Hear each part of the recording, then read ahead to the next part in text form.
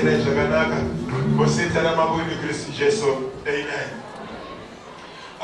is traditional that at every end of conference, when the youth a bus project Saga iyo ndoya tinotaka nayo toisa baskets enda apa totowenza administrative chunza baskets enda apa whether they open patinenge tichifamba. Traditionally I understood kuti ndinoita expository preaching, but nasandisoita expository preaching ndikuita not extemporaneous preaching. Kune vanoziva inonzi extemporaneous preaching vanoziva hermeneutics ndoinenge ichipa direct ichingodatiswa nditika yese kuti ndikupapa kudii saka I don't have a paper, I don't have a chi, but I have the Holy Spirit that directs and connects everything to you. And this is the most complicated type of message and Roparinza and in the Revelation I want Jesus Derek. Saka don't worry about the Jewish we sound like the speed and the Shakisa because the Holy Spirit downloads the light year speed, you don't know about 500 to 600 words per minute. But you will catch up with the amount of revelation you go in. Saka you will continue Maxiro Satima Manisa, don't worry, Unobatachi. Why I speak so fast? Because of the kind of download. You're getting things faster than how I'm speaking. So when we watch it, do not take a DVD. TV. Sakai usanete ngedolwa ende usaniteleka wani unofana uchenga 35 kutukuno kubata makonse tsanenge chitawa abereka ina imani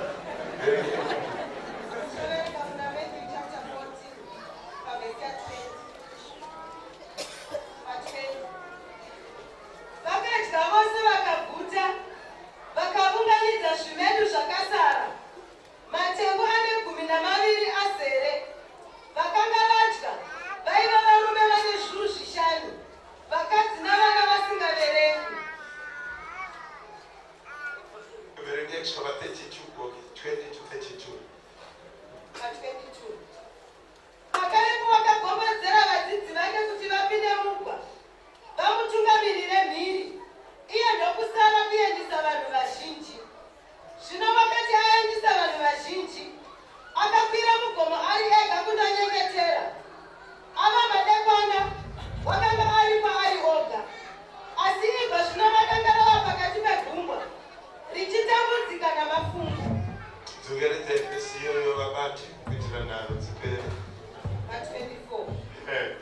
Asi ibva zvino rakanga rava pakati pegungwa richitambudzika namafungu.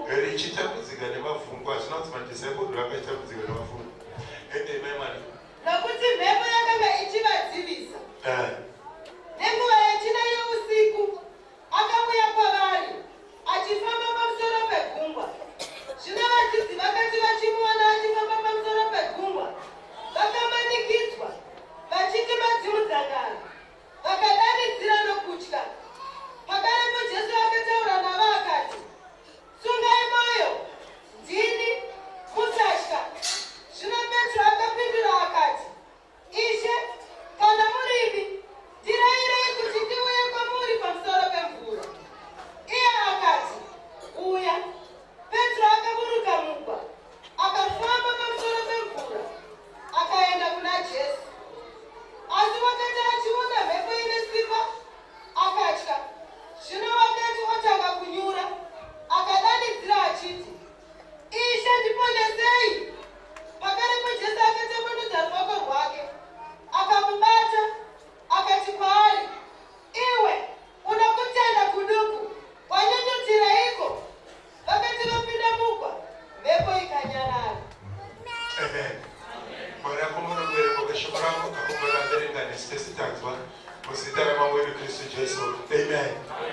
The power of the word of God. Saka this time takatanga nyayendu mu laboratory ya Luke, tikataza nyayendu mu laboratory ya John. So nasi timtanisa mu laboratory ya Matthew. you discover kuti laboratory ya Luke ne laboratory ya John, the word of God a unique characteristic yangainaro yangairi kuti Mwari ndiyaitaura pandidika kuna Johani kuna Luke kwatakataura ndi Jesu akataura kuti chi akanda kwakadzika uchabata. Saka isusu tikamezha the power of the word of God richimirira kuti ndiye Mwari ataura. Kuna John tikadefine the word of God in its own characteristic, tikamzodzidzisana how to manifest the word of God into reality, into manifestation, or tichibuditsa shoko ra Mwari richiva nyama. But you discover kuti takuda kusimudza a dimension yatakuda kusimudza kuna Matthew Jesu asiri akataura. Why? Because what was the situation yageri encountered na Peter, yageri a situation yageri satya buzilikano uye Mwari yanga sina muvera taura. Saka zvoleva kuti in this dimension toda kuprovoka Mwari kuti ataure shoko into our situation. Saka zvoleva kuti in the other two laboratory ndi Mwari waitaura his will depending concerning circumstances, but in this dimension yatakutaura isusu tinotaura our will and cause our will to be God's will. Nekuti haasi Peter, haasi Jesu akati Peter uyofamba pamusoro pemvura, asi ndi Peter akaframe zvaanoda kuti zviitwe zvachinja zvazvavashoko raMwari zvazvakonzera kuti Peter afambe pamusoro pemvura zvichiita kunge Mwari ataura sari Peter ataura. Saka ndikuda kuti tichipedza this assignment iwe ubve pano une mamwe mashoko aunoti mudhara hasanambokunzwai muchitaura, but I want my direction in my life to go this way. Imimi chinditenderai shoko rako rova raMwari otenderwa naMwari kuti urarame mukati meupenyu hwako. Maona zvatirikuita mosha nekuti munhu akanetseka kuti hapana randadzo, hazvirevi kuti kana pasina Mwari zvaataura iwe taura. Mwari waindosa zvawataura zvabva vava kutaura kwaMwari.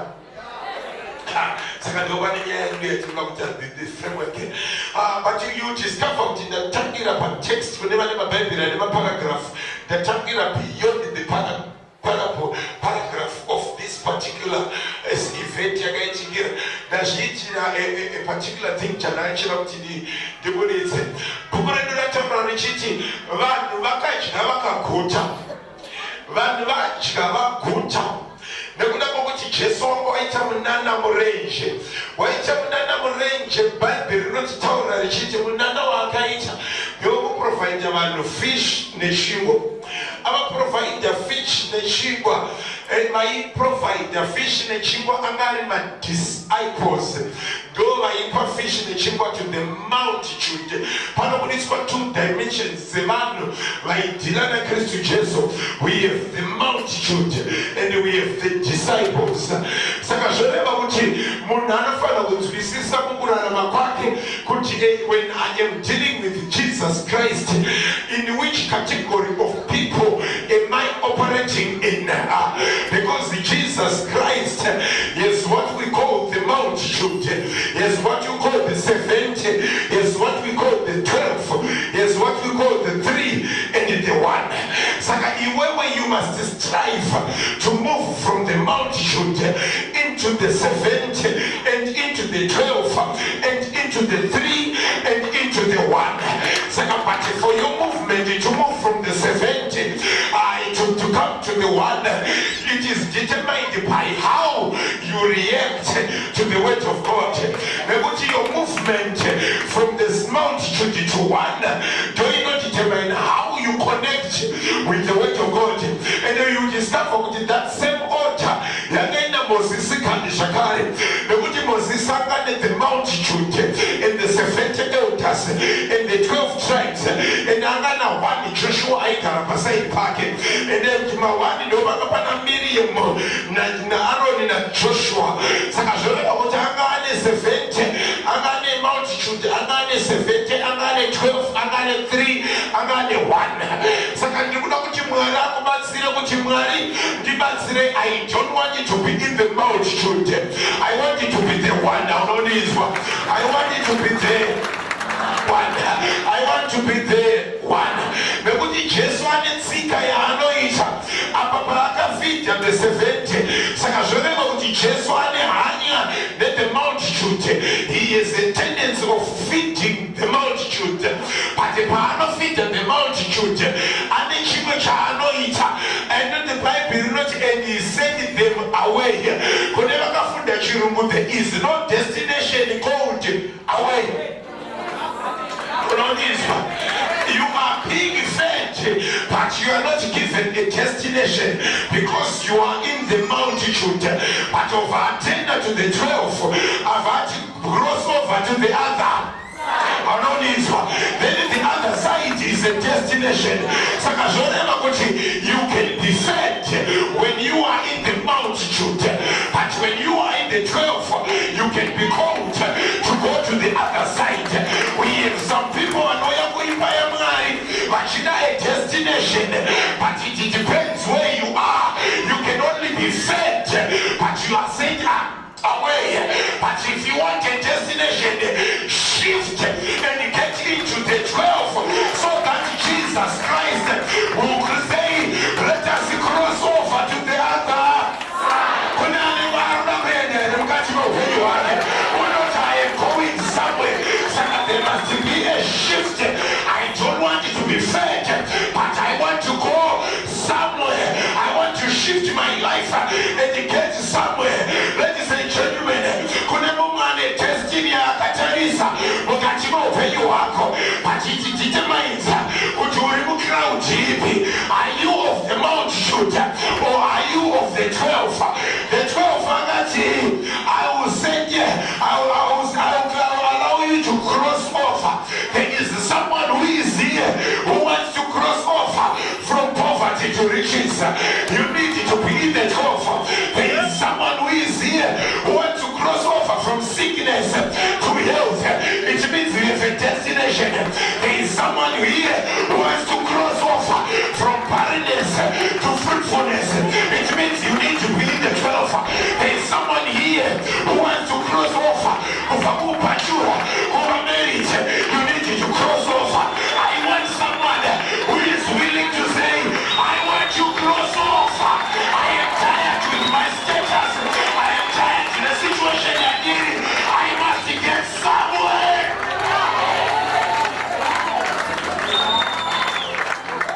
Chako zvirikura kufamba, chako zvirikura kuita, but uchingofitwa. Chako zvirikura kubatana, but uchingofitwa. Chako ruta dzakaenda kure, but uchingofitwa. The devil is a liar. I must get somewhere. I am here to go somewhere.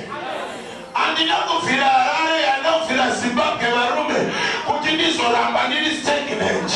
Ndirikufira Harare kuti vanhu vazvione kuti I move from glory to glory. Vanokanyorera varitsama vari kumusha unoti vamwe ndiri kuno baba pane kwandiri kuzvidzwa naMwari. Ukanyorera tsamba vari kumusha unoti ndiri kuno baba pane kwandiri kuendeswa naMwari. Handinauya kuzokuudza mashoko kuti if you are in the multitude, Jesus will send you away. Patokuta chete vachikuona ganda, vanokuona vakatsvukira, vanokuona vakanunira, asi pasina kwawaenda. But you can shift into the 12. You are saved. You cross over to the other.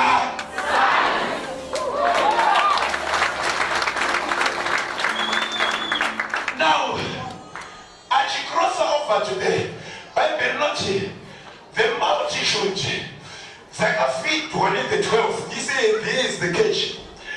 The moment, the multitude, for you to shift yourself from the multitude to the 12, you have then to know this thing. Let me say the dynamics.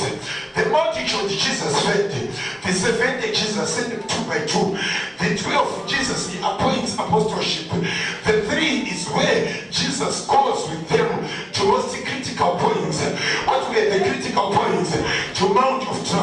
transfiguration. It is the moment the first resurrection of Jesus Christ. Peter, James, and John, and now you discover that the three were involved. The 12 are going to pray for me, but the three are going to pray with me. It is not always that people pray with you. There are some people that must pray for you because you cannot handle the pressure that you be in. There are few people that must pray with you because Thomas cannot handle the crying Jesus. Thomas cannot handle the agonizing Jesus. So Thomas got to the other side of the garden. I need some of us to pray with me. You pray for me, but these three will pray with me. So these are the three that cross over to the other side because Rapina inner circle, but you discover Tifanaibo, Panopina inner circle, Panapita one. I know so this Yamanero Pasha Uzarish, Dabuda Upamaki, how long is one Indiano Piwamaki, Rume, I know the Chawasuka Budeka, Chasuma de Pano.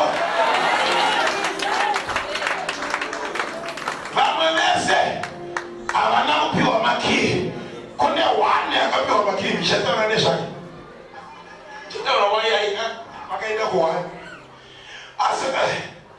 saka didn't shift you to discover that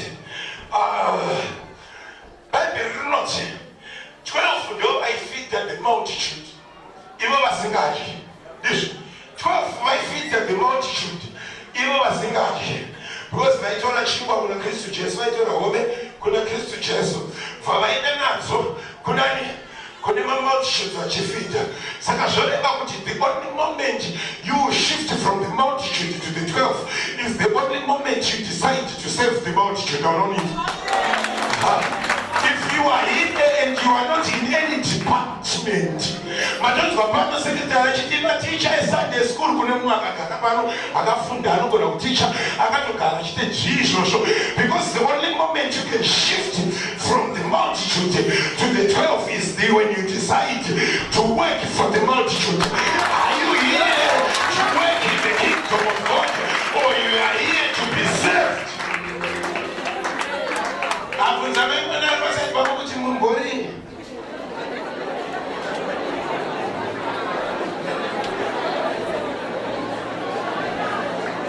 Departments are Zara Kazirako. Departments are Zara Kazirani. Akuna department in Ramos in Rumoda Venus, American is a branch of a base. Already, Uromo Kazirako to a Shumini Manovia, to the way this a lunch tabby tapets. It was a sister that was the Quasisa sharing a disaster. In the department, the Okas Rasako to the Remarach.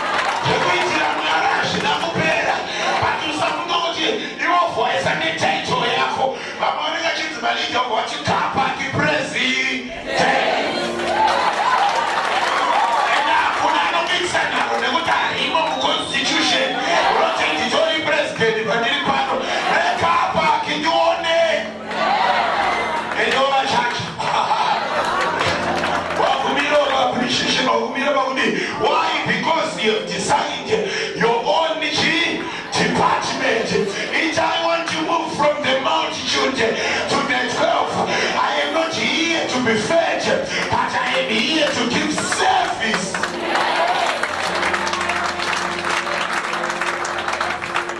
I am here to give service. But you discover the benefit of serving others is by being of a vakati vakatora ma-leftovers ose evamwe vanhu vese vanga varipo kobva kwasara 12 baskets mapanzwa sazvoreva kuti if you save others ndiunosara nebasket. I want you to suggest to you that hakuna akapiwa fish nechingwa akapiwa basket.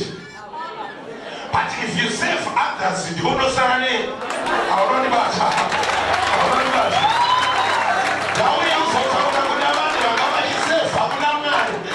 at the end of all the feeding, couldn't collection in Shaitwa. Namyari Yopama basket, you could never know what you say for Alan. Could never know what she was Teko, Bagajita Sharina, could never know what she reads a pint, could never know what she Maya. Okay, about which is the crossover to the other side, but I'll cross over. Only empty headed, will not cross over about basket. Now we have some profit. We know it's a national conference. That's in a basket in a corner scattered. Now no cross an arrow to the other.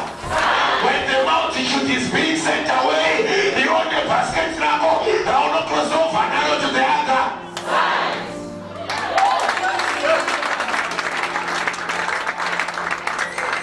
You discover the funny part.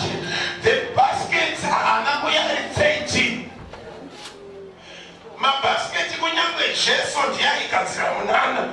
Ukuthi wobe nefish zayo afish ni chikwa chewa ndira bahari anapita na choma sana patimika anachozo bachika sotola bahari but hapana kuita mabasket 13 bakaita mabasket 12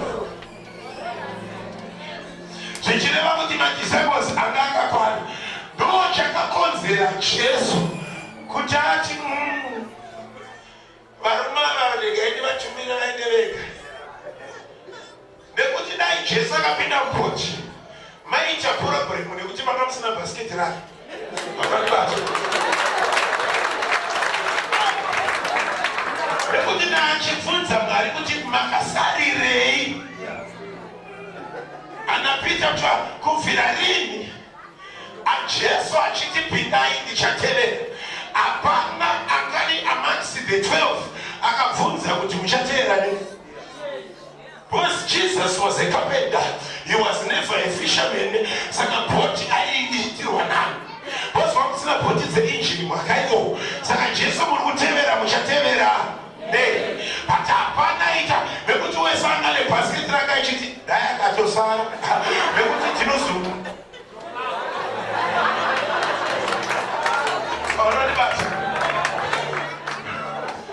saka mumwe nekuti ziso ranga riri mubhasiketi haana hane yekutarisa kuti achachei achafamba nei achazvifambisa sei akangonopinda mupoti mameso asa anga ari mubhasiketi.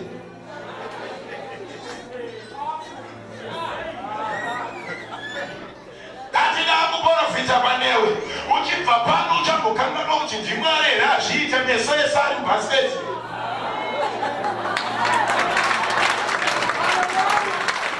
Kuti the results of this conference ndinenge ndine meso ese akatarisa bhasiketi rani mumoneko zvinetwa hazvo asi bhasiketi rakasara.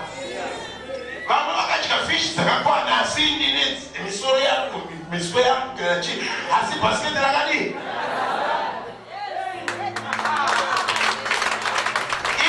Imbokanganwa Mwari tambotapirirwa ati kunyangwe nichitapirirwa nebhasiketi I'm going somewhere. Hakuna unoshandira Mwari akadaro. Wese anoshandira Mwari unosirwa basket rake and anopiwa a destination. And Jesu kune vanoverenga Bible Jesu you discover kuti aiziva kuti every disciples pfungwa dzake neconcern yake yanga iri focused pabasket because pavaifidha vanhu more than 20,000 ivo vanga vasingadyi nekuti nzara inzwiwo nevamwe chete ivo vasinganzwe vaiidzwawo ende unonyanyonzwa nzara kana uchipakurira vamwe than iwo uchicha. Saka mumwe nemumwe anga ane nzara yake yaanga chiti ndine mukana wangu wekuti ndipedze zviri basket. That's why Jesus assigned the boat to cross over to the other side. Nekuti mavadzidzi hapana mudisciple angane power and capacity yekucross over. Changa chakadesignwa kufamba pamusoro pemvura, iyo boat ndo yakadesignwa kufamba pamusoro pemvura. Saka Jesus spoke a word to the boat to cross with them to the other side. That's why when the storm came, it did not come to the one boat again.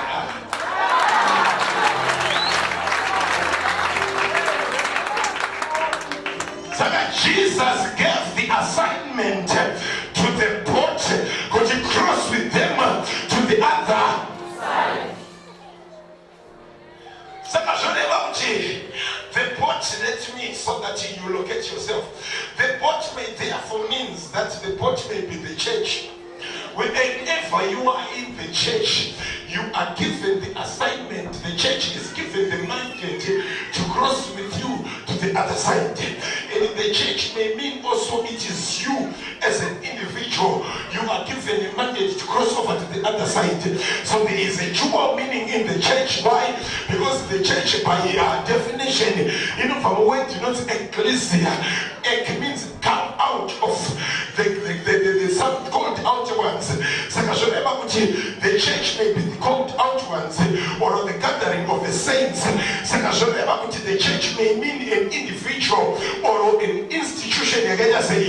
So the mandate to cross over to the other side was given to the church, the group, and the church and individual. So the boat may mean you, and the boat may mean also the church. So whenever you are connected to a church, that the church was given the grace and the power and the mandate to cross with you to the other side. Saka, Jesu akasara, and it's not one of my dimensions that going to take a samachiti, and the way did he separate the two? Why did he separate the crowd? Because the crowd because best nekuguta kwavakaita vakatiregaiti chigadza Jesu aite mambo. Pavakatiregaiti chigadza Jesu aite mambo. That problem, the only way Jesu aigona kudhila naye is to allow the disciples to get into the boat. Because when the disciples vakasara vachinzwa nharo dzekuita naJesu dzekuti handisi kuda kuita mambo, ivo nekuti vaguta vakuti ngatimugadzei mambo, but kumugadza mambo is a violation of the purpose and the will of God. Saka zvoreva kuti the only way to deal with the crowd is to first deal with the inner circle around that.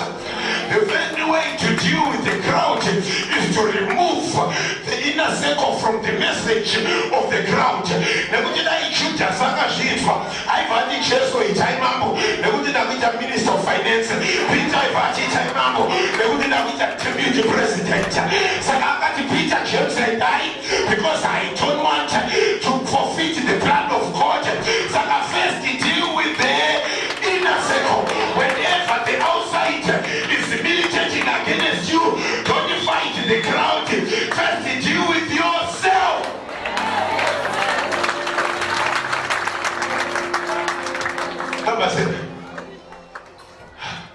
Saka, my disciples are in a boat, and a mandate to cross with them to the other side. Whilst Jesus achieved but the red of that young election akauya from the but in you discovered the storm, the chaos rose from the spiritual, from the sea. Why did the storm rose to tower? And the tower so that I deal with why did the storm rise? And Jesu akauya achifamba pamusoro pemvura. Jesu akauya achifamba pamusoro pemvura. Whilst the ship was in the storm. Chapter 14 verse 22. You know, the sheep was in the storm, not the disciples. You know, the Patagamiri. So that the sheep was in the storm. So whenever you are in the church, you are protected from the direct attack of the storm, because the storm will attack the sheep. The storm is attacking the sheep. The storm will attack the sheep. Second Peter, whenever you are in your storm, whenever you are in your chaotic situation, whenever you are in trouble, there is bound to be a loss of vision. The loss of vision, determine by where you are standing. Because when you are in your crisis moment, when you are in your sickness, when you are in your moment of barrenness, when you are in your storm, there is a loss of vision. Jesus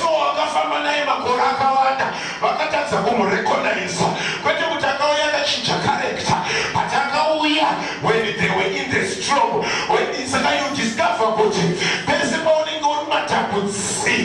you discover what apachadi wakushandiswa vision pakuda kuziva unokunitswa ndosaka Davhidhi akati kunyangwe ndikafamba mumupata womvuri werufu haana kutaura kuti ndinoona kuti munemi, akati ndinoziva kuti munemi, nekuti there is a dimension where we move by sight when things are okay, but when I am in trouble I move by faith. I don't trust my vision because my vision is altered by where I am.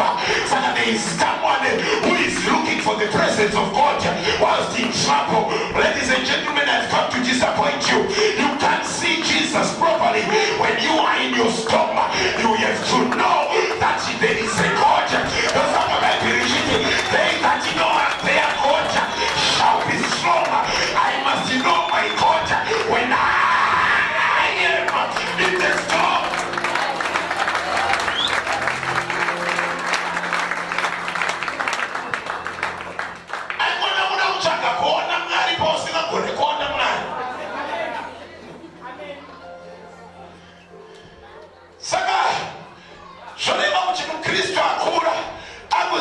When I am in the storm, it's an application or it's an invitation to not use my sight, but to use my faith, because my vision is altered by where I am standing.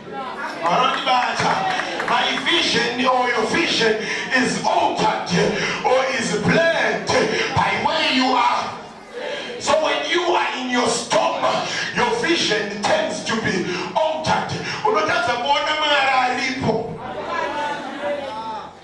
Unotadza kuinterpreta mwari aripo kuti chipoko chidzimdzangara waiva kutadza kumuona inyaya yestorm. Iwo uri kuneseka kuti mwari ariko here, mwari ari akadanga ariko dai asingasiye chirwara, dai ariko asingasiye hama yangu ichifa, dai ariko dai asingasiye matambudziko akadai ariko, but you are using the wrong.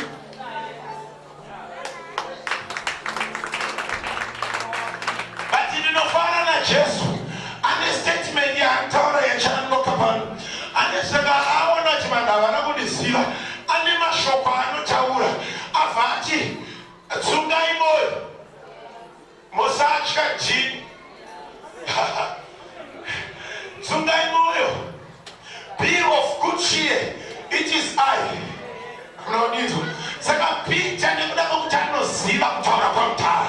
I might not see him in my situation, but if I can only hear him, I can say, God, I cannot see you, but I can hear you.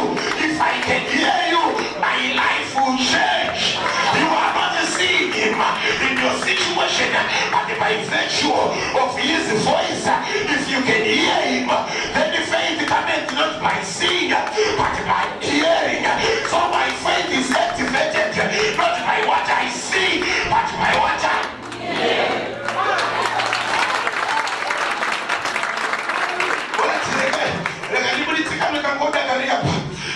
Kangoda kari apa nekuti kana chingoda a diamond never seen bakabauza babugari kadiamond karipo or treasure iripo or revelation iripo inini ndinokuti kune vakafunda vari pano ndosati kune vakafunda kudarika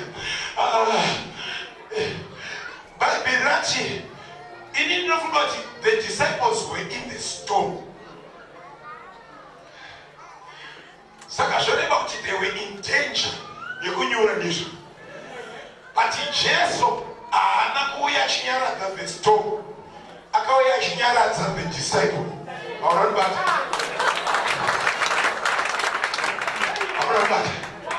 inini ndinochengeta no breeds embwa ndofanira kuchengeta rottweiler german shepherd nepowerbull ndichengete tumwe tukaindi tumwe ndikakuona wauya wakapesana nerottweiler yangu. Rottweiler inonzi inofokaizi kana chine chibhobho chinotsika nekurumbe. Ukaona wapesana nacho chinyange chakaita sechakanyarara, handiuyi ndichibata iwewe, ndobata imbwa yangu nekuti ndoziva kuti unodyiwa. But ukaona Mwari akuya achibata iwewe achisiya dutu, akureva kuti iwewe ndori dangerous.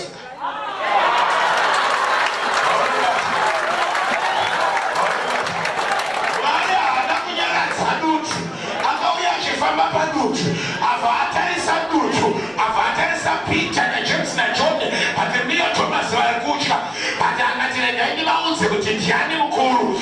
Akanyaradza vadzidzi nekuti aiti yaha, nekuti vadzidzi ndivo vanga vari dangerous kudarika dutu. Saka ndauya kuzokutaurira panzvimbo ino kuti you are more dangerous than your poverty, you are more dangerous than your sickness, you are more dangerous than your barrenness. Auya achinyaradza iwewe, auya achinyaradza dutu varume pane mumwe ari kutarisa dutu kuti richanyaradzwa.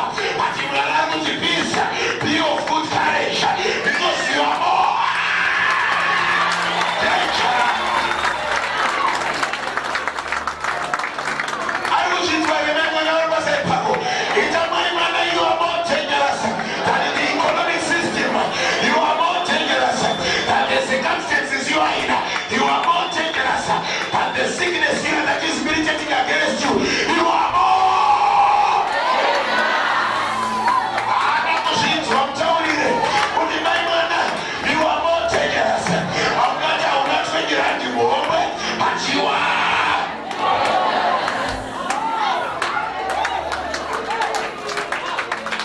That's even one command for you that we shall watch. Hello, the bad. But for you that we shall watch. Sakashone bakuchava suzima kuti iwe ndo vanochisa. Saka iwewe une problem yekufunga kuti nhamo yakauya pauri toinotyisa, but nhamo yakauya pauri iri kutotya iwewe nekuti iwe ndorotyisa. So it's up to you to say, they that know there shall be strong and do exploits. Udamunonika stepi kako kuti South Africa muno I am dangerous. Kunyangwe xenophobia iriko, I am dangerous. Kunyangwe right risikabatika, I am dangerous. Kunyangwe zvinhu zvichipenda, I am dangerous. Tauya kuzodeclare manera masatano kuti you are more dangerous than any situation yaunotarisana nayo. Saka kune situation neeconomy yesaka iri kutosha iwewe. Saka zvoreva kuti chivindi nenhava zvidhitemaina chiri dangerous. Because Peter ichika aitova dangerous kudarika dutu raivhundutsira Peter.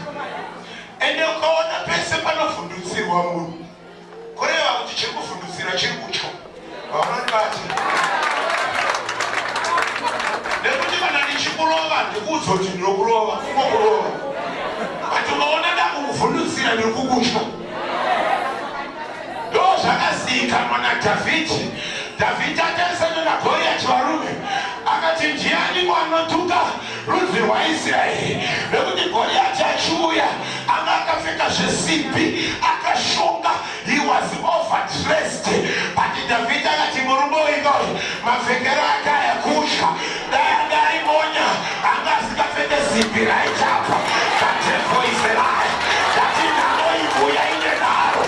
Ili kutogusha. That is what I'm going to over test. Ali kutogusha. That is the vita kata ufekele simbi barume. Dakugo chaka mantoboha. Lekuti panupegela ama ya kwe simbi. Toba kachangira weakness yako. Lekuti manza ya kamera. Toba kachangira weakness yake. Akakanda tobo barume. Kuna mwayari koko msoro kuneka. Akachayem. Take.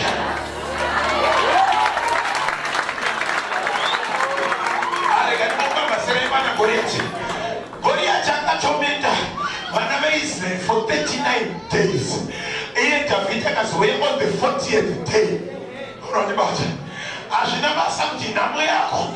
Yakakunetsa ikakuchometa ine naro. Vanhu vachitiza vakoma vachitiza mambo achitiza for 39 days.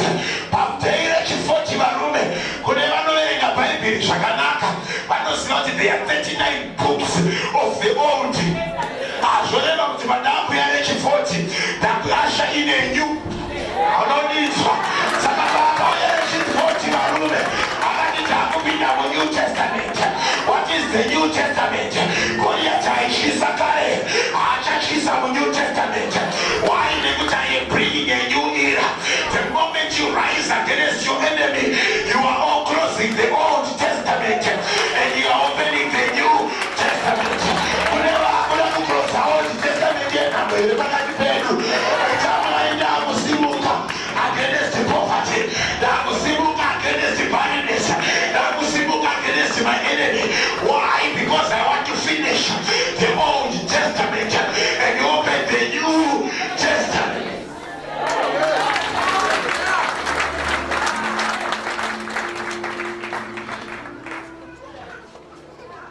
Peace. Peace. Peace.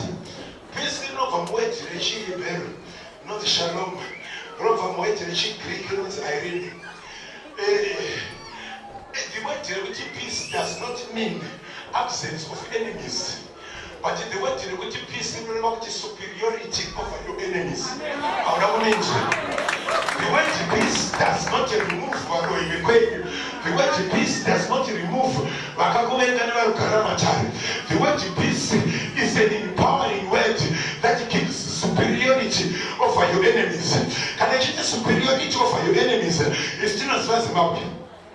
Zimbabwe yedu kunyambe kamani powerful guerrilla warfare soldiers. Vanoretwa number 1 in the world. But Zimbabwe is going to declare peace in the world. Why? Because I have superiority of ammunition. America, ikawunya kunyangwe nevana fana 12 vasina experience sema general rekwedu. You discover kuti vanogona kuti peace in the world because of superiority over their enemies. Saka zvoreva kuti it's not how skillful you are, but it's the amount of superiority of your ammunition you have. So we can declare peace not because of the absence of the enemy, but because of the superiority of our weapons. Our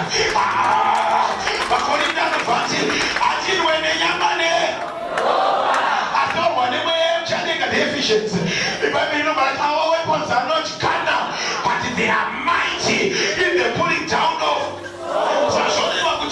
I am more dangerous and I am more powerful because of the superiority of my weapons.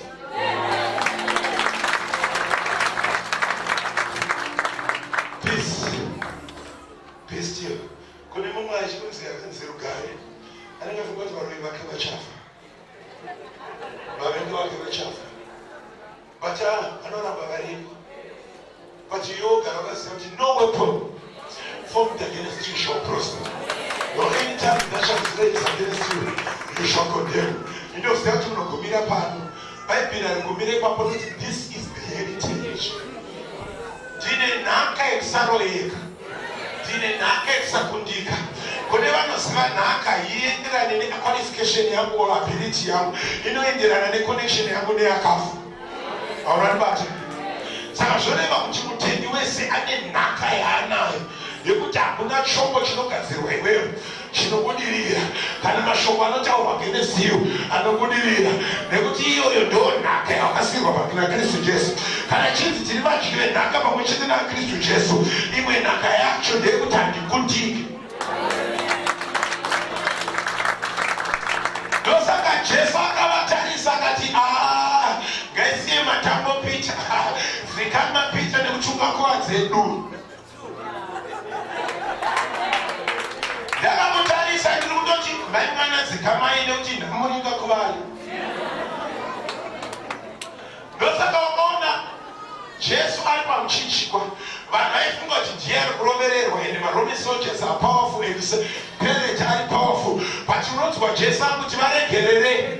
Aisataura, that is not a statement of weakness, but aitaura kuti I am more powerful than what they are doing to me. Saka chivaregerera iya. Ndosaka ukaona Stephen achitemwa nematombo akati ndasimudza meso ndaona mutaraka. Tinoziya Jesu akagara, but this time anga amira, vanhu vachitemwa nematombo, vanhu vachifunga kuti vari kuhwina, but pavaifunga kuti vari kuhwina, iye akati varegere. Aibata mutara kuti varegererei munganguva dzevanhu. But vaJudha anga akabata matombo achiti tiri kupaza munhu, asi ari kupazwa ari kuti Mwari ngauye kuzotaura newe, ita Mwari regererai varoyi vekwedu nekuti iye anoti kurwa hakuzi kwako, kurwa ndekwangu. Kuti aiona munganguva dzevanhu. The devil is there.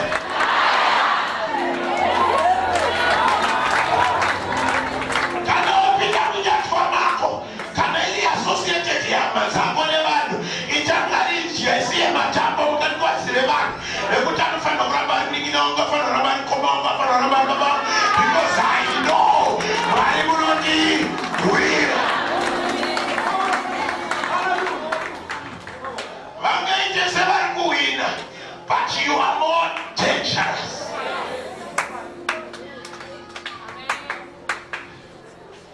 Kune Satani akazviziva, akazoziva too late, because haana kuziva kuti Jesus Christ was both God and man, 100% God and 100% man. Saka haana kuziva kuti pavari kumurova, vari kuexposa insulation, iri kuexposa mweya mutsvene wemai. Nekundosaka iwewo uchipona kana wabata mavanga, because ukubata pakashuka, uchibata live wire mukati, rega vakubati. Paunoona varume, ita muri kupedza insulation varume. Something in me is about to bend this place up. Nekuti ndakanzwa Pauro achiti tiri temberi yamweya mutsvene, mweya mutsvene anogara pandiri. Kana ndichine mafuta ndiri right varume, panotanga kuonda ndichitsanya varume, ndiri kurikisa insulation. Ukatanga kubata kunogwimwa nemagezi, varume ndaakuizvura tambo iyi. Pane mweya anofanira kubuda mandiri, vaifunga kuti vari kurova nyama, asi vari kuexposa the power.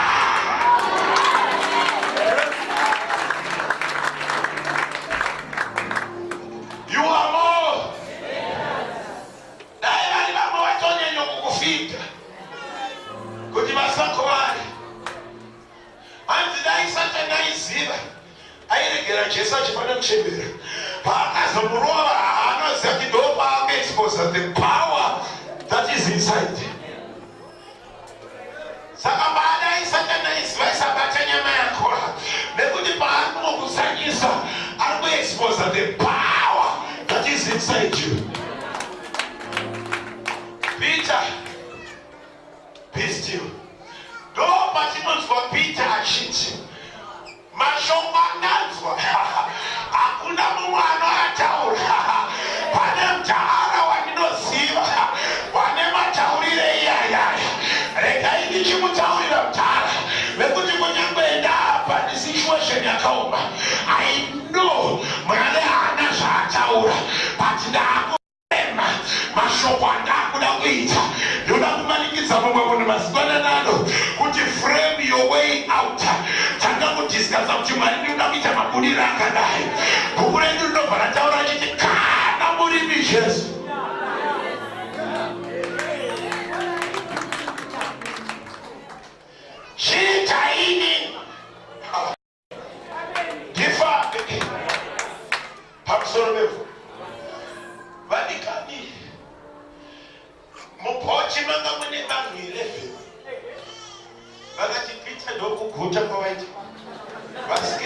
basket waguta Peter ana Jones vakati Peter unotinyurira because boti inofamba pamusoro pemvura rikunyura iwewe hakuna kufamba pamusoro pemvura icho chinofamba pamusoro pemvura chichinyura ndauya kuzotaura newe kuti whatever was designed kufamba pamusoro pemvura chinganyura but iwewe wakuti I am offering a new system handichafamba nezvakajairika unonobata nekuti kune vanhu kuti ukadzidza zvako zvinoita ukaita maconnections zvako zvinoita ukaita mari zvako zvinoita but the devil is a liar nekuti tiri kuona vakadzidza vachinyura tiri kuona vane maconnections vachinyura tiri kuona vane mari vachinyura asi kwakuda mumwe munhu akuti ayaonaziva vese vakakundikane takuda ini neshoko panonyura vamwe hanichanyura varume the devil is a liar handina kubva ndiri kufamba 1000 kilometers kuya kuzonyurira mutembere asi ndauya kuzofamba pari kunyura musuru pari kunyura mukokosa pari kunyura mazimba pari kunyura handinyure varume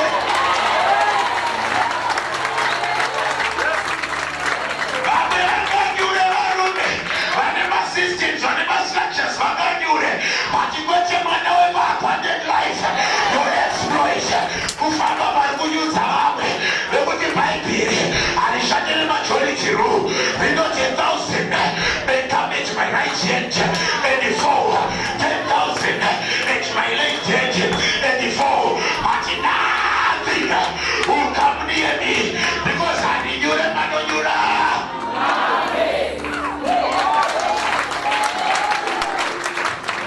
usanyemerwe pururu hausi kuzonyura pamusangano uno pane vamwe vachiti marwariro akaita achatinyurira chete maitiro ari kuita mafambiro akaya achakunyurira chete tauya kuzokutaurira kuti pane chese chakunzononyura ita pane shoko randakanzwa pana mwari wandakatenda hati anyatsotaura seanipadzaipa kwanyatsosvotwa itati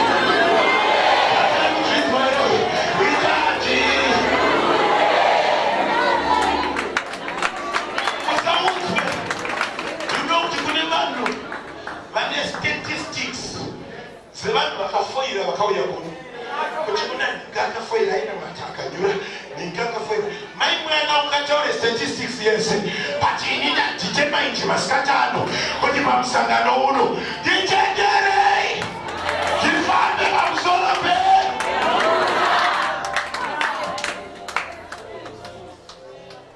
ende pamusoro pemvura paaifamba the storm was still there.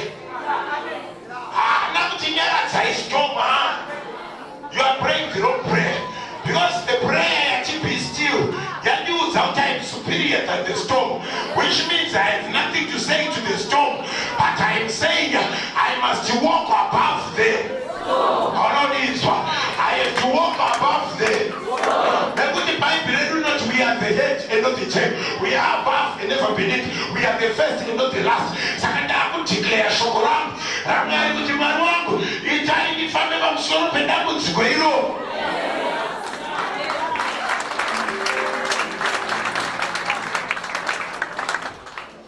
Vasharukwa vatinoziva ndichazoidzokera. Vatinoziva vaitesana nemvura. Ndi Moses haana kuda kufamba pamusoro paro akati tidzurirei. Joshua akati tidzurirei. Akunyangwe Elijah akati tidzurirei. Elisha akati tidzurirei. But Jesu ndiye akati varume mvura iripo pairi papo. Ini ndinoda kuva a master over it. Unonibata. Handisi kuti ndaidzure. Asi ndinoda kufamba in the middle of there. Ndichaidzokera nekuita mission. Bible inovarati Peter akabuda against the criticism of his brothers. Bekuti John vaizomubvunza hebe kuti Peter ukanyura tiri kuzokuteerera nekuti Jesu wako achiri kure waoda kuteerera ipana mama bedwe akanzwa kutaurwa ukaona uchiita chinhu muna Mwari chisina mai hama dzako vari kutaura mai mwana usiku wakafanana navo. Because ndaita Peter achita zvafanana naye kuti naye unomwe watokupwira kuti dutu ngarinyarare kana chikupetese mvura kana kuti Jesu aite munana kuti mvura ibude muno. But Peter haana kutsvaka human solutions to come out. Akati it's up to me, I must come out of the boat and ndabuda panze, I must walk on the water. The fish, the ship might be failing, but I will not fail. Go akabuda achitsika pamvura. Ndofunga akati mudaiso akaona haasitsika. Aimana takuda kubvunza kuti shoko rakaitei. Bosi Peter akabuda akaona gungwa risi kunyura akabutsika panze. Akaona chii haasi kunyura. Bhaibheri shoko raMwari rinoti akafamba. Saka zvoreva kuti Bhaibheri harina kuchinja the viscosity of the water. Kana kuyerera kwewater, the liquidness of the water, water haina kufreeza. Oro iye haana kuchinja nature yake kuva light. Kuti afambe pamusoro payo. Saka chii chakaita kuti afambe pamusoro pemvura pasina manatures achinjwa. Aifamba kayo. Saka zvoreva kuti tinogona kuascribe kuti alright, if all the matters did not change, akafamba pamusoro peshoko rake. But rakariri rake here, because pakati itai ndifambe pamusoro pemvura, mudhara ari kuseri uko akati huya. Saka zvoreva kuti kana ati huya harisisiri shoko raPeter, rashoko raMwari.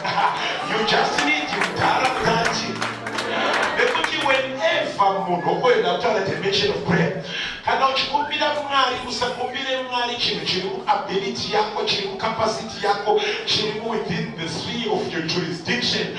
Kumbira Mwari chiri within the jurisdiction yaMwari, kuitira kuti vakakupa permission unenge kufamba mutsoka dzaMwari aunondidzwa.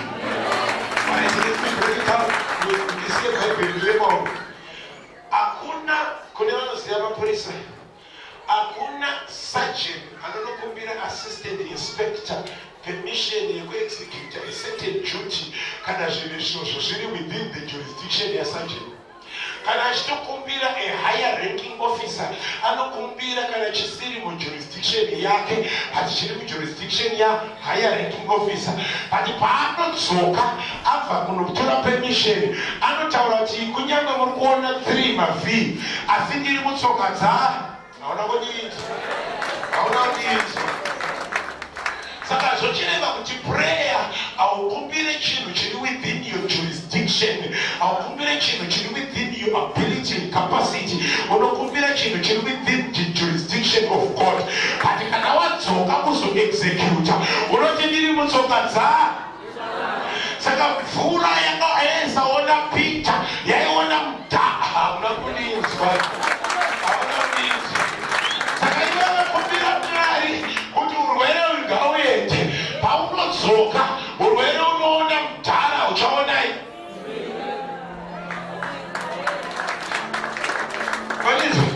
Saka zvoreva kuti the major limitation to our lives and circumstances tiri kutadza kuuya tiri mutsoka dzamudhara.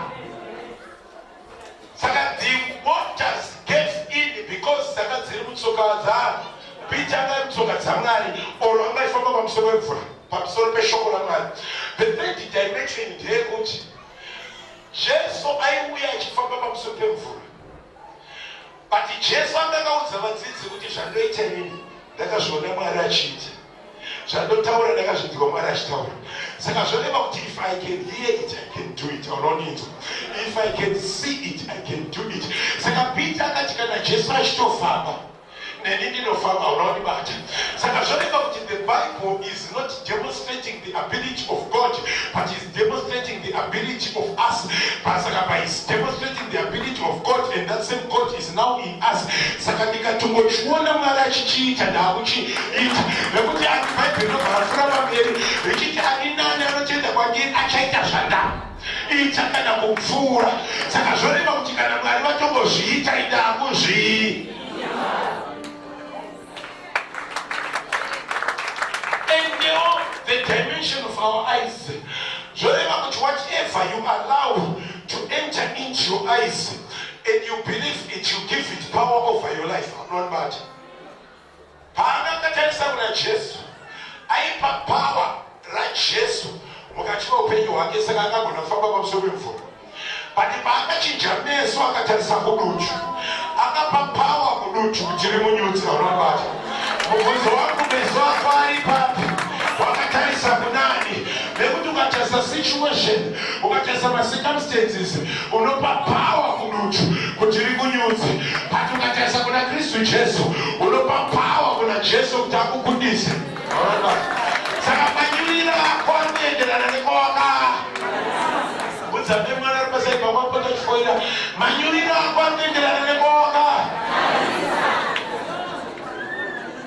Wait, let us prove it further. Let us develop this principle further because I mentioned the point. Those are not Jesus, Moses, Bible, not all the shit. What are you doing? Penga. Makapon five public cobras, my spitting cobras, my cheese, but I chew ya chivaruma. By Birakati Katsiranoka is in a penny, Kayenda here. But Magatia or Arume, Mosadi second name who pay here. Simons, I may sometimes say I can think about your own matter. Just so you like to say your Kayenda, I can think about. But I don't put a spitting cobra who pay up. The more you focus on that peaceful snake, you discover that you know, karuma, poison, you need a vitamin O, you need a vitamin U. I don't mean that devil is a liar. He just thinks that there's a woman. Total is a good Jesus. Economy needs a vitamin U. Or you want to corona. I mean, now I'm a Cantarama, Shishane, the good of a Bandaka. But let us agree in principle that it is difficult to tell such a child Zikamba, which is the ancient thing. Because he kushinyire ndo shiona chisikiza chidi one tendency kuti naenda intrigadi maimana zikama ya chiwatalisa omukana ikaruma vitamin O vitamin U why nekuda kwandaka be disciplined enough to believe in God in the middle of the storm.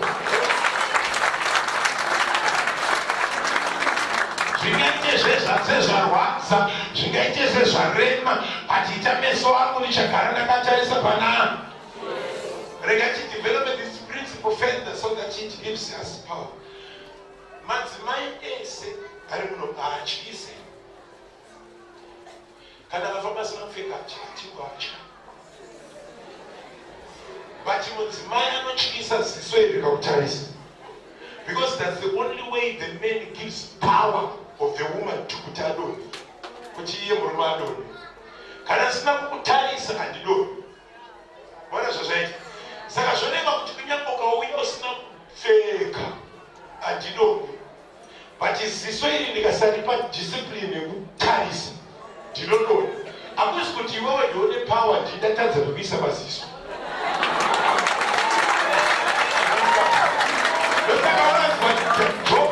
I have made a covenant with my eyes that I will not look less different getting made. Why the is not the problem, I'm not the women. The problem is where I put my eyes.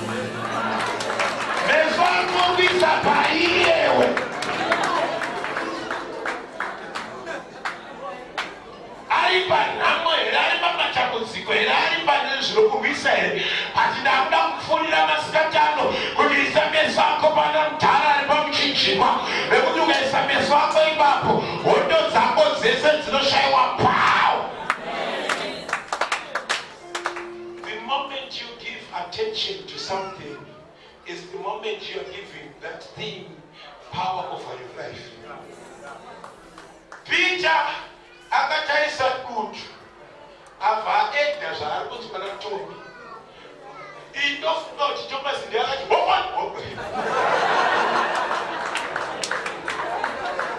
okole mujinona akutokunyudza Peter ndopa akati anyway hakuna munhu anopinda mumvura otanga kunyura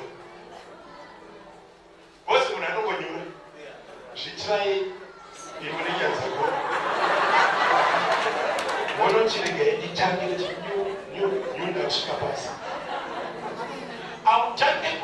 murongo chinyurira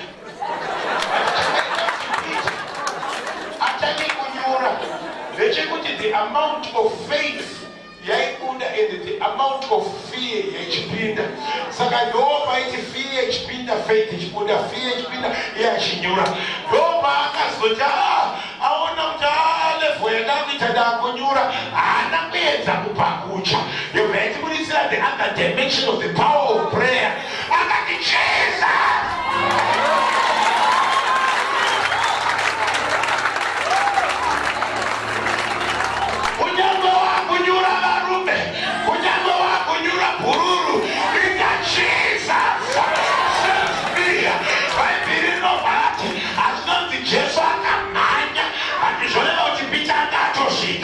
Jesu akasirecha ruoko akabata picha toreva kuti kana watobatwa na Jesu nyaya hakuchina dutu varume hakuchina matambudziko varume hakusina chichatyisa varume as long as I am with Jesus.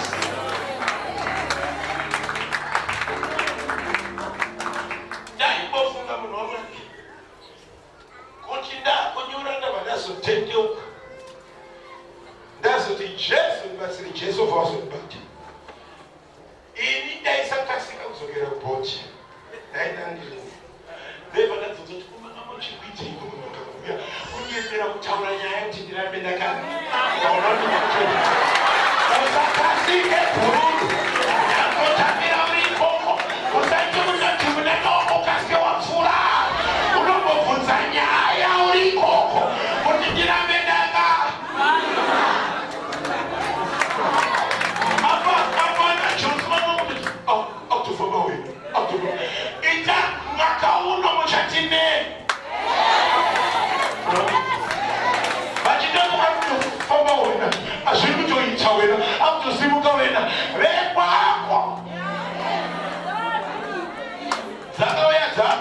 Jesus.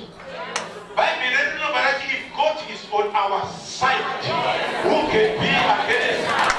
But if you are not willing to launch out of the boat on it,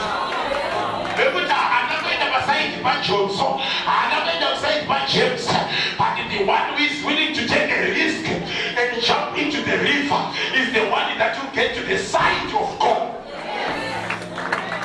How many risks are you willing to take? uchiitira danger allowance uchitya kunyura vekuti unoziva kuti hakuda rekuside kwako ati ndakuda anoti I'm willing to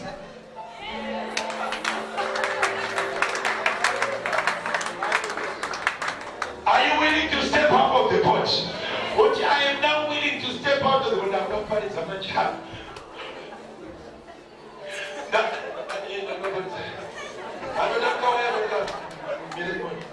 I'm willing to step out of the boat because I know that when I step out of the boat, I'm going to say to Kristu Jesus. Because I didn't look at the boat in Kunyura. I never want to look at the comfort zone with Kristu Jesus. But it's rather I be in the storm with Jesus. I'm not bad. Because Peter got to think Karena Chomisoba, Nigarena told me, but this side, I was looking for Jesus. She didn't need anyone, Jesus, and Munuchu. Those of Bible and the right, how on about it. If you are not willing to get into the storm for Jesus, you are not willing to go up. Peter demonstrated the market which he was a true leader because that was a leadership test. I am coming out of this boat, and willing to be in the storm together with Jesus. If you are not willing to go with your bishop in the storm, you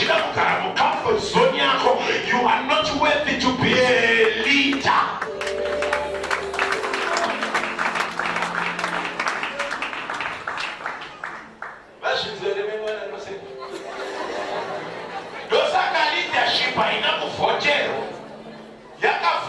By virtue who is willing to be in the storm with me.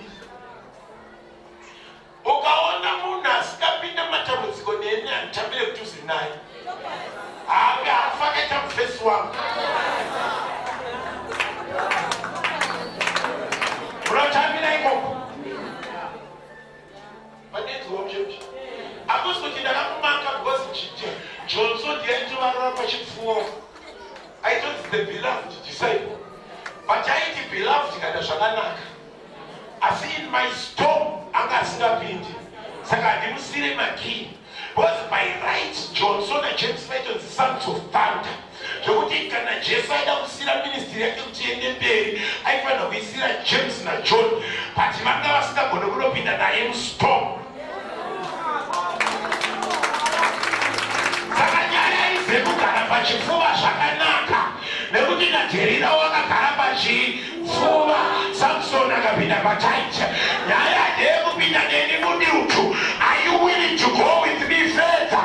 Are you willing to go with me in my wilderness season, in my dry season, in my storm, in my sickness, in my poverty, in my cries? Are you willing to stand and accept me when I am in my storm? If you can't take it, you can't be with me.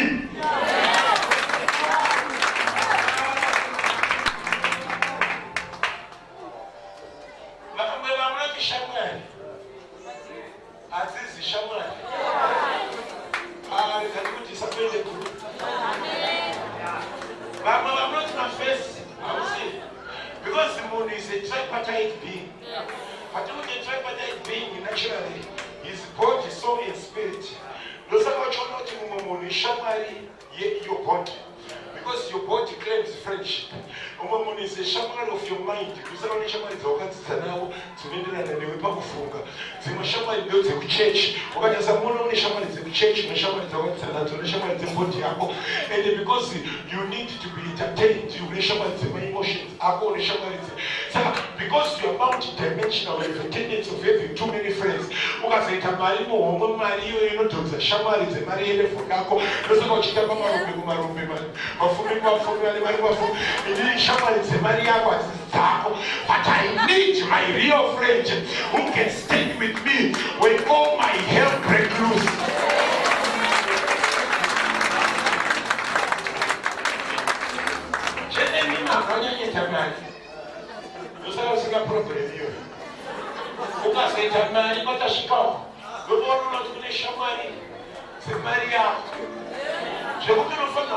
Very much anointed. For you will distinguish today and be in them. What's the way something that you won't fire? You don't change like that. You don't do this.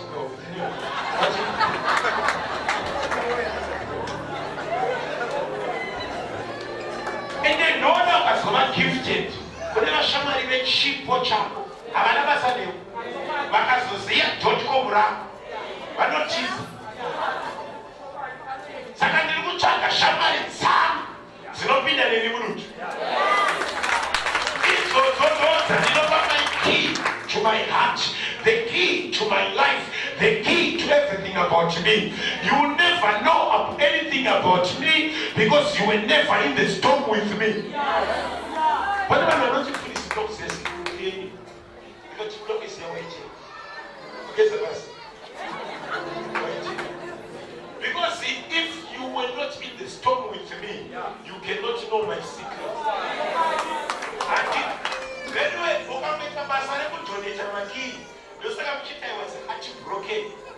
I was disappointed. I see that you were disappointed. We careless in the key.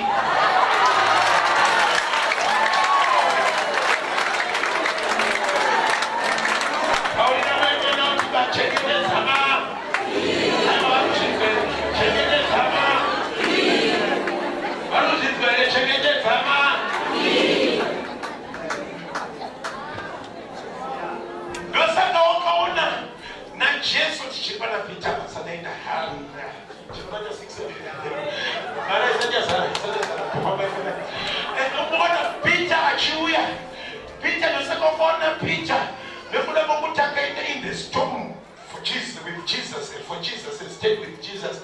That's why Peter paakapinda mu storm, because Peter paakanocheka nzeve yeku Roman soldier. Zvareva kuti a Roman soldier was sent by Caesar. Zvoreva kuti akacheka nzeve yaCaesar. Saka zvoreva kuti Peter na Jesu vaifanira kuenda pamuchinjikwa. Jesu haana kuita munana wekudzosera nzeve, aida kudzima evidence. If you can get into the kuzima evidence yekuti paunofanira kuenda pamuchinjikwa unoona achitimira nemuyendera unaonitswa nekuti akadzivirwa evidence. Tatinoda kuchengetedza Mwari nometa wakamichiswa pati kuna mutara akuzima nometa wakaita mamistakes akawanda muupenyu hwako kuna Mwari akuzima evidence. Nometa wakafoira muupenyu hwako kuna Mwari akuzima evidence. If you can get into the storm with Jesus, Mwari anova neassignment yekukuzimira evidence. Ochinokuendera pamuchinjikwa Peter achikaendetese aitire not pay twice ndakukuzimira evidence. Vananofunga kuti makaitika munana asi Jesu aida kuzima evidence nekuti Peter ramba uri panyanga nekuti ndakukuzimira evidence.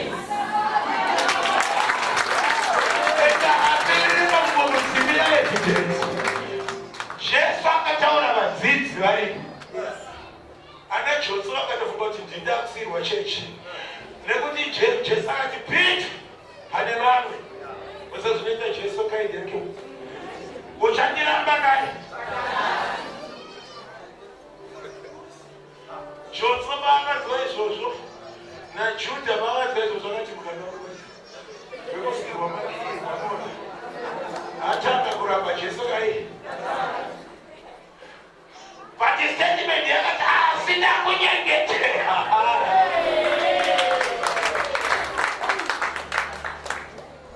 Judas akatengesa Jesu pawani but haana kupinda mustorm naJesu, haana kunyengetererwa. But Peter akaramba kwete kawani kwete katu but ka3 akati namutara ndakunyengeterera but ndakunyengetera kana wadzoka wotungamira. Unodizwa because vadzidzi vaifunga kuti Adona is down and out but achidzoka uya utungamira. Asina chaakaita varume akandouya achitongwa neakaramba Jesu katatu. Zvoreva kuti Jesus will preserve your position. Nekuda kunyange waita mistakes up vanhu vanokanzura nekuti vanhu pati mudhara uchibuda mumamistakes ako matatu unodzoka uchienda pachii. Are you willing to go into the storm for Jesus?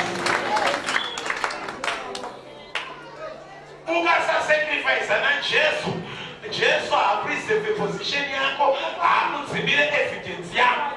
Iwe hapana chawakaita unopomerwa ukanyuma. Vachipita nematotiko asi Jesu achita basa rekutsika dzimba.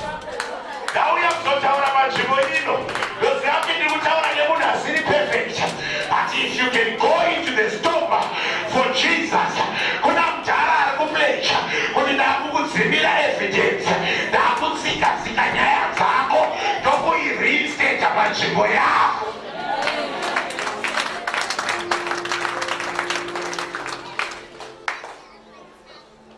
Zvoreva kuti John equalify by virtue yekuti ndairara pachipfuva but haana kuchipiwa chituro chekutungamira madisciples kunyange anga ane green record. Akazomboti chengeta chirikadzira yakasiyana but zvechechi because ndiwewe rafu wotonochengeta mena.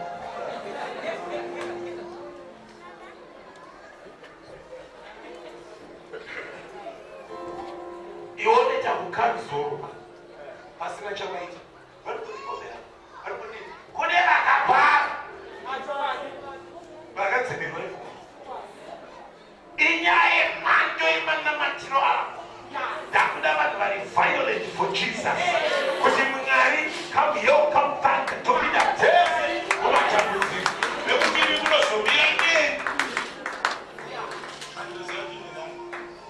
All the greatest miracles that were done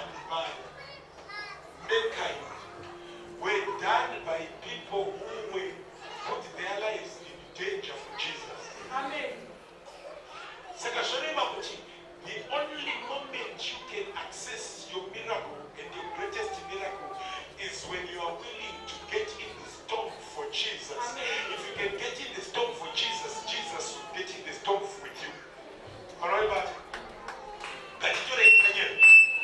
Daniel waka zwachirevo chanzi chirege kunamata ndizvo zvoreva kuti kunamata kwanga kwakuurayisa saka iye havana mata kunamata kunourayisa ndizvo saka akada kufira Kristu Jesu saka ndosaka shumba inouraya isingagona kumuuraya akasarudza kufira Kristu Jesu saka chinouraya hachiuraye nekuda kwokuti wasarudza kufira Kristu Jesu.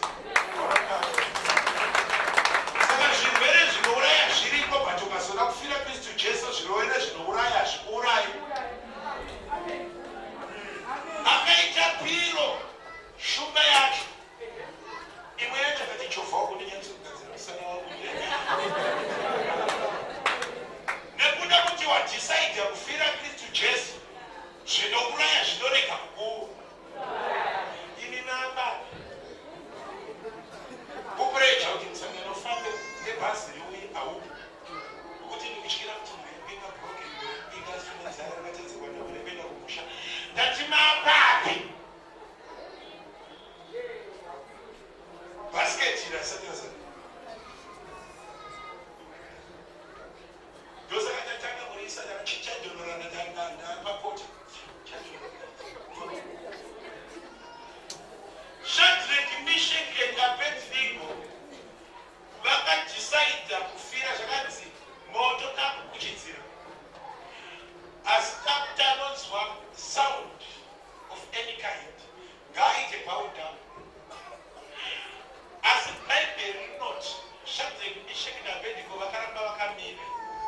Varamba vakamira, bhaibheri rinoti vakanokandwa mugomba remoto wakuchidzirwa 7 times but vakanoona Mwari anavo mumoto because vagona kumirawo naMwari. Ukasamira naMwari, Mwari hamire nei iwe kanozvitiraya pamoto hausaende kune vakawandaenda pakendi hausaende vakawanda ndokaunoona kuti moto unokana. Saka ndiri kuti kudii, are you able to get into the storm for Jesus? And then pavakabuda mumoto bhaibheri rinoti vakabva vachinja companionship, vakava ingoribombera.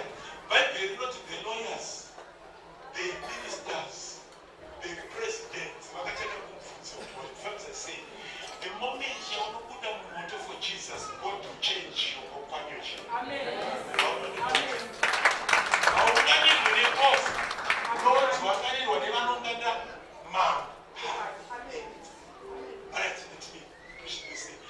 Peter akafamba akadzokera muboti.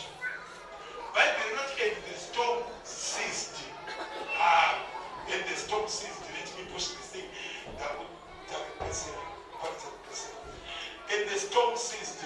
But you discover in the Bible we have 4 boats that encountered the storm. There were 4 boats that encountered the storm. And those 4 boats that encountered the storm, it only means to the boat yakaenda Peter ino Jesus achauya. And there is the boat Jesus anga mukati, and there's the boat yakaenda Jonah, and there's the boat yakaenda Paul. All the 4 boats that encounter a storm. Saka zvoreva kuti it is normal, it is usual for any life to encounter a storm. Let us agree in principle that you are subject to face your storm. But when you face your storm, the power of your storm is determined by your closeness, the closeness that you are with Jesus. The power of your storm is determined by the closeness that you have with. The power of your storm is determined by the closeness that you have with. The power of the storm is determined by your closeness that you have with Jesus. The power of the storm is determined by the closeness that you have with Jesus. The further you are to Jesus is the more powerful your on the storm. The closer you are to Jesus is the less powerful the storm.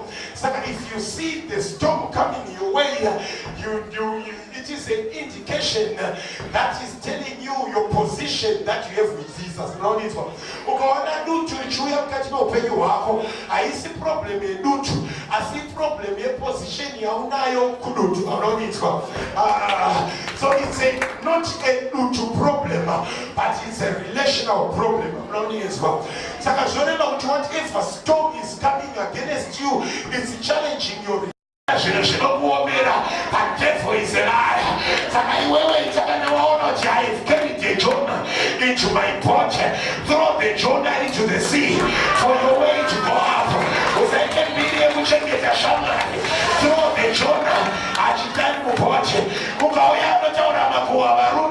Throw Jonah into the sea. Throw Jonah into the sea.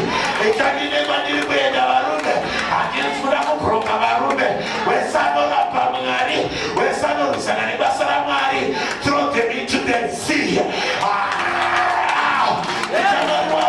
I'm going somewhere. I'm broke.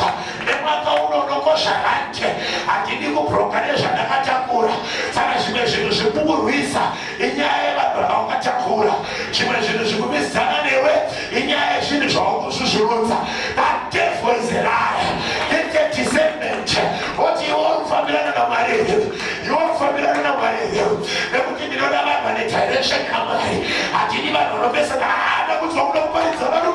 In the name of Jesus, I can do it.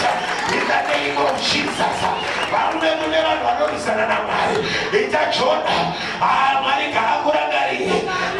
throwing you overboard. I am throwing you overboard.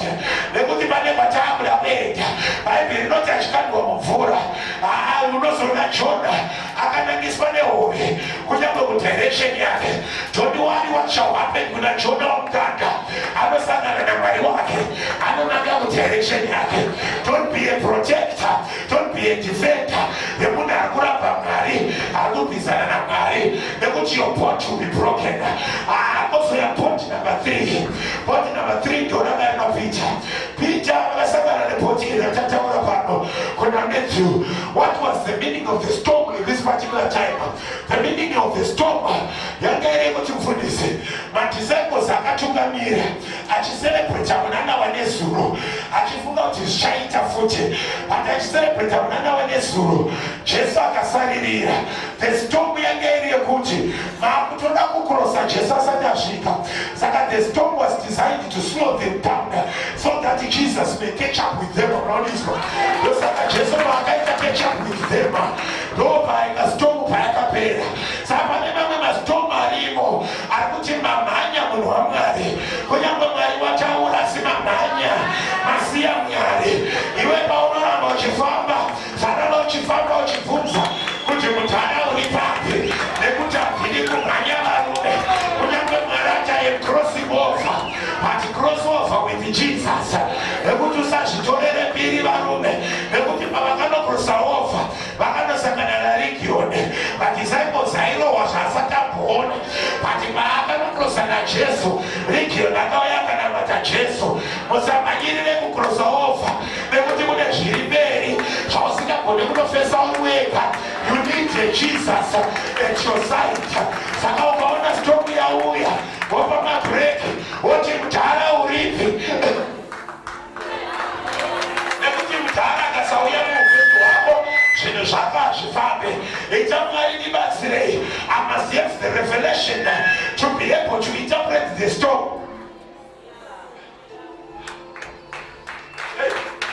I must have the revelation to interpret the storm. Saka Jesu akati nimirire vapururu. Saka the storm iri muupenyu hwako, it's a relational storm. Iri kukubvunza kuti where is Jesus? Saka it's not sickness, it's not poverty, it's not barrenness, but it is asking your relationship with God. The devil is a liar. Saka you don't fight the storm, you call Jesus. Saka one of the boat yakasurvive because Jesus was in the boat. Takupukura make kuti Jesu akari mupoti akarara zvake, storm ikabuda. But Peter anoti Jesu hamuna hanya. Why akati Jesu hamuna hanya? Nekuti anga arimo mupoti. Iwe duti mari kusimuka, where is your Jesus? Iwe duti rako mari kusimuka, where is your God? Because if your God is with you, unoti Jesu rise up. And then nobody knows what Jesus ashimuka. He redefined the storm. Anoti peace, be still. Kuneva katisa chirungu. Anoti peace, be still. Peace actually before the coma. Zairi after the coma. But peace actually come to letters. He renamed your storm. So when Jesus is in your body, he will rename your storm and give it a characteristic of peace. So the storm had no option but to take the characteristic of a new name. Now we have so it has renamed your situation. Put in peace, be still. That devil is a lie. I have come to rename your storm to say peace, be still. Somebody don't mention what you will situation. Make sure you know the position of Jesus. I have come to challenge changing up in life. But where is your Jesus? In the middle of the storm, you must be able to conquer the waters.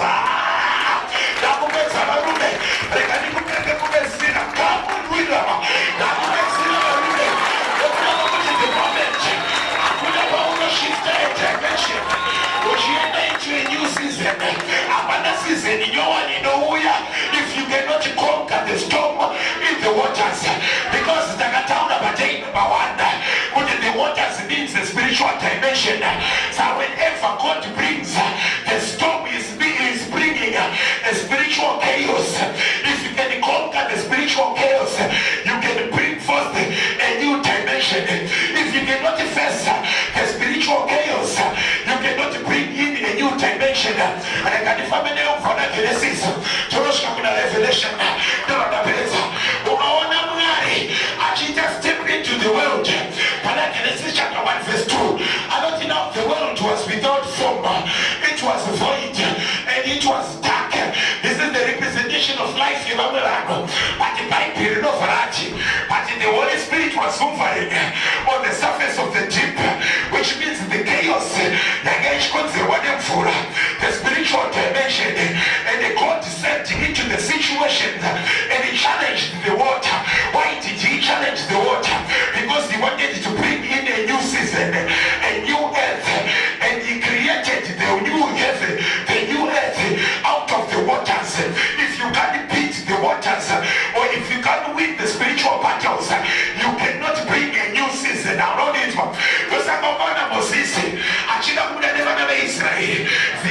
Moses, drawn out of the water.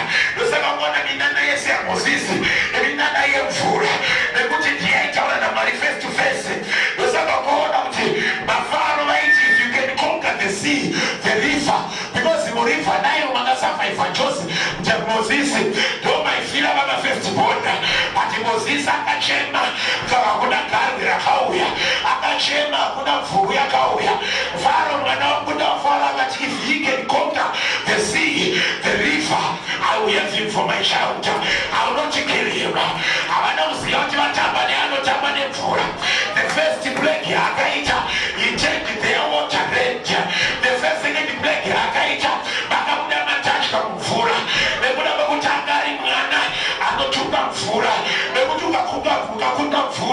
you are overcoming the spiritual dimension.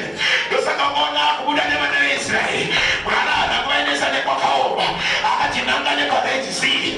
devil is a liar. That devil is a liar. Because you must overcome the waters. If you can overcome the waters, I'll release a new season.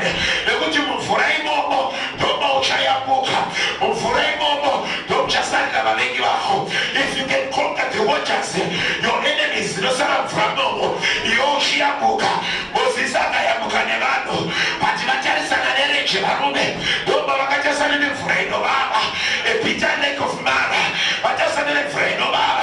but for me to conquer the world in the wilderness, for like a chapina maroon, akapinda murenche, ali mombo vakachemera mvura akaburitsa mvura padombo. Ndauya kuzodeclare kutembeni kuti iwe wakuzorwa mvura yemudombo nekuti if you can conquer the waters you can cause the waters to come out. Kunyange pakaoma, in your difficult situation, in your complicated situation, in your dry situation, you can bring out the waters. Anapereka kwa marume Joshua akati chinitabisa chimuti ndakuda kukurosa nevana Kenani nekuti Joshua naziswa foira panyaye kulova dombo uchitiri kune mvura akafoira futi pamvura. Joshua akati chinipa chimuti mtara ndakaziva mafambiro ako ndekukunda mvura. Akatarisa Jorodhani ichipenga haana kusangana naye nishano varume akatarira ichipenga. The devil is a liar. That in the storm may be violent, your spiritual aggression may be violent, but you must conquer it. That's where the position of Joshua established. Maybe Joshua was not an elder, but Joshua is not going to Moses. Sakaisa could not took a bit of Israel. They go to Israel, good protocol. But when Joshua overcome the waters of Jordan, those are that come Israel, that if you cannot beat the waters, I'll go to come Israel. There's a moment no one got Marume in the Paris. It's now my time to conquer the waters. For and he conquered the waters. We have trainers now. We have trainers now. Akabuda panza akatishuchaoma. I never mount Ararat. Akakabutse bakaoma. He conquered the waters and established a new season. I can celebrate after that because it's up to you to overcome the waters. Those are not going to the New Testament. Jesus, Ashuya, akati marume ndakunza new season. Kana ndakunza new season. Paandasa kanda Gethsemane. Akati I must first conquer the waters. Yo patamerenge sabana machio. Pakawaya kifamba mamsorube mvura. Achita I conquering the waters. I conquering the storm because I cannot shift a level without conquering the storm. Those are not Peter. Peter mtabiwe maki. He must conquer the waters and the storm in the name of Jesus. Those are not kupenza rume na kukanda basira kupesina. Those are not murume kwa besaita. Akakara for 38 years. Nekuti panengirosi ya iuya. Ichifongoza mvura. Mvura mana ya fongozwa. Ukapinda unopona. That devil is a liar. Waliwani chukapa chibo hino. Nauya msofongoza mvura marume. Wakara makora kawata. Uli mupofati. Wakara makora kawata. Uli muchapo. Wakara makora kawata. Uli muurwele. Bati panega nichuma marume. Achifongoza mvura. Nekuti girosi. Shinobale mauti messenger. Ashirene kutani mapapiro. Dati nasimo ya mnyasarate. Akufongoza mvura eba tembe. Wakara 38 years. In your situation. Nauya manerano marume. Nauya mapesaita. The house of God. Bagabasigarore bakuroreka. Bagabasigabatenari babatamari. Bagabasigaitema basama bitabasi. Bagabasigaitema naba bitabana. Nauya mfokoloza mkuna marume. Adina muira mahara marume. Dinano ichigani nayo manerano. I have an angelic anointing tonight. This afternoon. Then mfokoloza mfurahe wako. Namu mfokoloza mfura. Wakudano pinda marume. Uzatarisa imanetito. Kutaasha pinda. Nekutiwa wakana mchitangirwa. Mano viswa ofaringa. Unotangirwa. Mano ipa unotangirwa. Nitamaskatano nishatangirwa. Nekuti mfura ya fomoto. Chino iya chinano taka. Wesa pinda anopora. Mariana news whatever you're going to declare. Achimoino. Chino itika. Nekuti the anointing upon me. This angelic anointing. Now we have so forgotten. Now we have so forgotten. This assembly will never be the same again. This is a shift into another dimension. This is a shift into another level. That this place is too small for the anointing. When you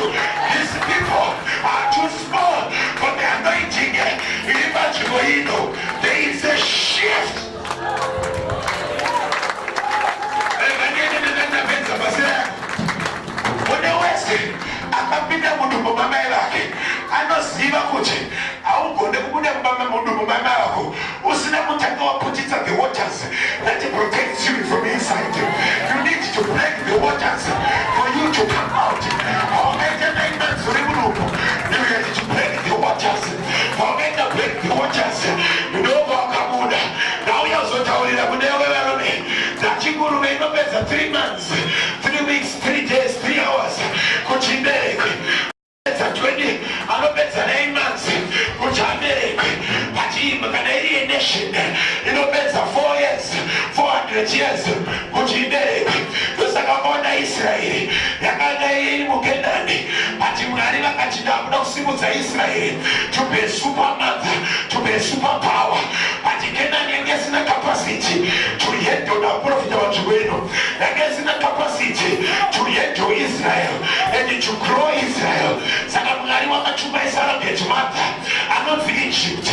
Egypt ndo anga surrogate mother. Mwari akanoplanta seed yake muEgypt. Aplanta seed muEgypt because the Egypt was a superpower. Kune vakadzidza history nevakachita geography vanoziva kuti Egypt ine river Nile. Ukatarisa mamiriro akaita river Nile ine Nile delta kumberi yakafanana neumbilical cord. Ukanzwa zvaichemera zvaifitwa vana veIsraeri vaiti garlic nefish because vachiri mudumbu vaifitwa negarlic nefish zvaibva muriver Nile, zvichireva kuti muriver Nile ndo yanga iri umbilical cord yaifita vana veIsraeri. Ndosaka ukaona after 400 years Mwari wakasimudza edhilivhara anonzi Moses akati varume pane zvandavimba. I have come to be a midwife to say this is your time of coming out. Varume ndauya panzvimbo ino sadhilivhara. This is your season to come out. This is your season to burst forth. This is a season to control the environment. This is a season to control the area. Burst forth in the mighty name of Jesus. Ati Mwari angomurutsa vanhu chete asina kudhila the enemy, asina kudhila surrogate mother, nekuti Mwari vaanoburitsa haadi kuti vachoke kumashure. Ndosaka pakatanga kuburitswa vakanzi endai pamatoo nekuti ndakuda kudhila nemabudire enyu. Asina ropa pamuchinji pamatoo haabude. Aimomo tinouraya firstborn. Why Mwari aiuraya firstborn? Nekuti Faro angachasara aiinhiritwa nafirstborn. Saka paainhiritwa nafirstborn, Mwari was killing the future problem around it. Saka zvoreva kuti the cross deals with your future problem. The cross deals with your future Pharaoh. Kuitira kuti kana wauraya the present Pharaoh hauna mukana wekucheuka nekuti arikusara ari pachigaro is an illegitimate Pharaoh. Hauna kuditswa. Saka ropa raJesu rinouraya the future Pharaoh, but the present Pharaoh is your assignment. Ndauya kuzotaura newe varume kuti the present Pharaoh is your assignment. The future Pharaoh was already dealt with by God, and the present Pharaoh is your assignment. Ndauya kuzodeclare kuti pawayamuka hauchacheuka kunhama ichakuteera, hauchayamuka hauchacheuka kumatambudziko achakuteerera, hauchayamuka hauchatengera umhepo dzichakuteerera because Mwari wadhila nemafirstborn. But Pharaoh is my portion. Hauna kuditswa asi tinoenda naye kunyanza varume. Mozisi akadzikanda tsvimbo yako, taridza tsvimbo yako kumvura. Tsvimbo yake achiifambisa tsvimbo yake achitaridza pamvura. Bhaibheri rinoti vakafamba nepakaoma, vakuru nevadiki vakafamba pavasati vambofamba. If you can conquer the waters unofamba pavasati vambofamba napo. If you conquer the waters chembere dzinofamba pasati vambofamba napo. Pavakatanga kufamba Faro akapiwa chirindi akati regai ndichevere varume. Ndo panonamata Mwari wandinoda. Faro akapindira Mwari obva wachinja style, obva abva kumberi vabva vayazogara pakati. Ndati kuna Mwari anomeka sure kuti hakuna mhando inomuteerera, hakuna muveki unomuteerera. Ari kuuya achivhara kumashure, achivhara kumashure varume. The devil cannot see you but can only see God. In the name of Jesus, iwe famba mupaseje mudada wako. Ndauya kuzodeclare kutembere kuti wakufamba mupaseje mudada